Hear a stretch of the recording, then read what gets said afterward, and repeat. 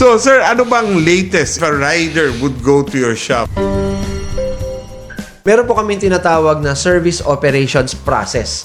Ito po ay isang dokumento na merong flowchart and merong makapal na dokumento na nakalagay sa isang clear book. Once ang customer po ay pumarada sa tapat ng aming shop, meron po kaming receptionist na ngingiti, sasalubong agad sa kanya. At i-assist po siya para makaparada muna. Kasi syempre, ang rider galing sa biyahe, traffic, pagod, uhaw, at Right, init na init. totoo. Pagparada po nung aming customer, kukunin po ng receptionist yung kanyang helmet. Meron po kaming designated na spot for their lalagyan. helmet. Tapos we allow our customers to refresh muna ng konti. Free coffee, unlimited coffee and water. Pare-relax ka doon, syempre. After po nila makakuha yung helmet, meron po kaming registration process where we ask kung ang Ano yung- customer po ba ay scheduled or walk-in. And then nagpi-fill out po sila ng form para doon po sa kanilang queue number. Meron din po kaming different colors kapag schedule and walk-in para easy to identify. And after po ng registration, meron kaming tinatawag na service advisory wherein merong 5-point check-up. Kumbaga, i-x-ray agad namin yung motor. We look at the tires, the brakes, the front and rear suspension,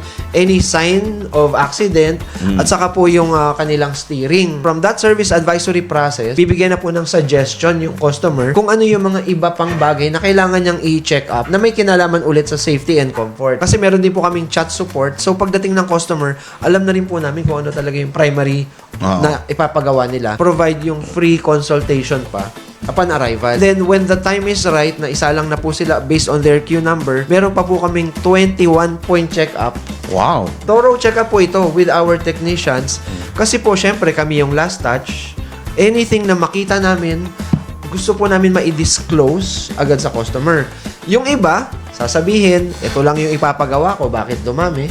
Yung iba naman po, at mas marami na appreciate nila kasi yung mga bagay na hindi namin na-check araw-araw. And dito na-figure out. Exactly. Ang ganda nun, no? So yun po, after nung actual work, meron din po kaming documentation. We have a system wherein doon nakalog lahat ng information ng customer. And then after po gawin, meron kaming quality check to ensure na lahat ng ginawa ay according to our standards. And habang naghihintay naman po yung customer, meron din kaming komportableng lounge na pwede sila mag-internet, mag-Netflix, mag-coffee, and yung mga refreshments. Okay sa akin yung pag nag-Netflix. So yun po, after po ng actual work, at we provide yung para po sa billing and payment, and nagpo-provide din po kami ng survey. At least we know where else we can be better. And finally, pag alis po naman nila, we also send them off.